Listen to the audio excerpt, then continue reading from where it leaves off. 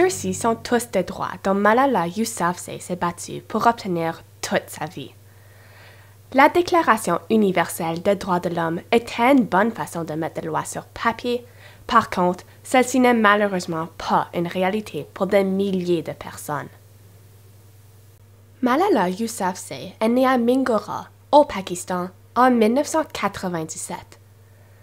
Habitant dans un pays musulman avec un gouvernement instable, Malala, étant une femme, vivait des injustices depuis sa naissance. Contrairement à plusieurs autres, la famille Yousafzai n'était pas extrémiste et était ouverte aux croyances de l'Ouest.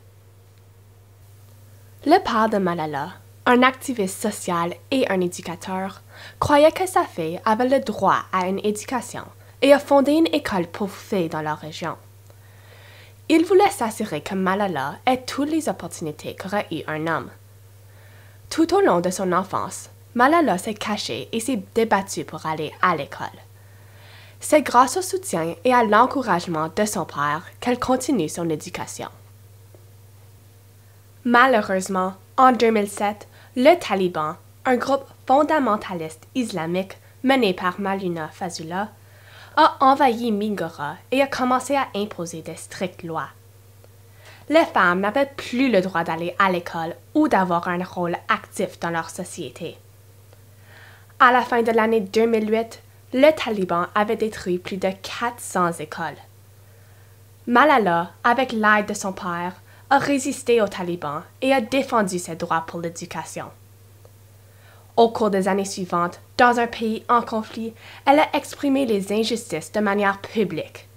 Elle a fait un discours diffusé nationalement, accusant les talibans de lui avoir enlevé son droit fondamental à l'éducation. Elle a écrit anonymement 35 entrées de journal pour la station BBC, expliquant les erreurs journalières, et est apparue dans 2 documentaires faits par le New York Times. Elle a aussi discuté avec l'ambassadeur des États-Unis aux Nations Unies, Richard Holbrooke, et lui a demandé de l'aider dans ses efforts pour protéger l'éducation des filles au Pakistan. Elle est devenue nationalement et mondialement reconnue comme une activiste pour les droits des femmes. En 2011, elle a été nominée pour le prix international de la paix des enfants et a reçu le premier prix national de la paix pour la jeunesse du Pakistan. Elle avait fait tout ceci en fuyant et retournant à sa ville natale plusieurs fois. Le 9 octobre 2012, à l'âge de 15 ans, le Taliban tire Malala lors de son retour de l'école. La balle du fusil est entrée et sortie de sa tête et s'est logée dans son épaule. Malgré plusieurs doutes, Malala se réveille 10 jours plus tard dans un hôpital à Birmingham, en Angleterre. Elle reçoit des soins et passe 3 mois à l'hôpital pour guérir de cet incident. Elle est un peu défigurée, mais elle se dit « C'est toujours moi.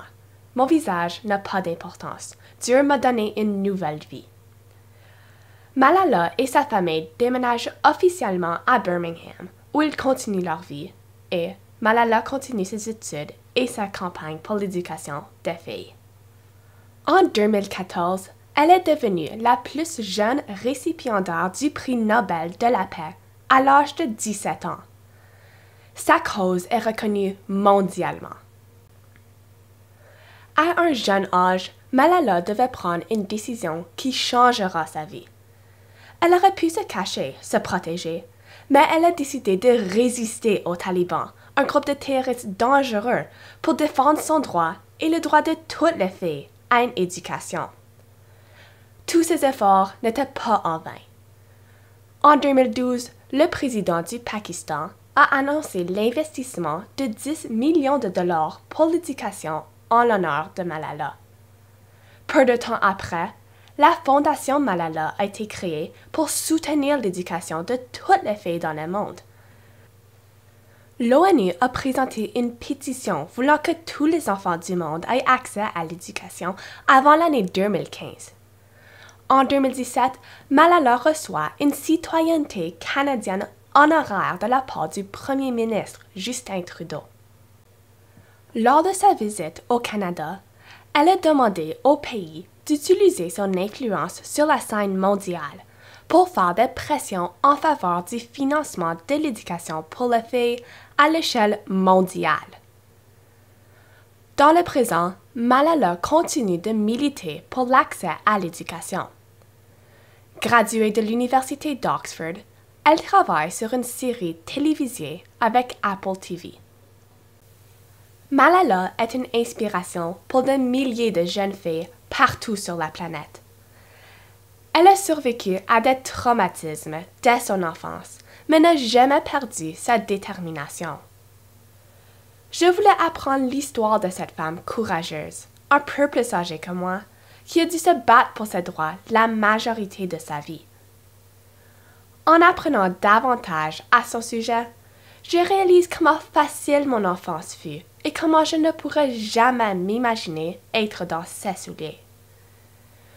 Je tiens le droit à l'éducation à cœur et je ne peux pas croire qu'il y a encore des personnes qui ne jugent pas nécessaire d'éduquer les femmes.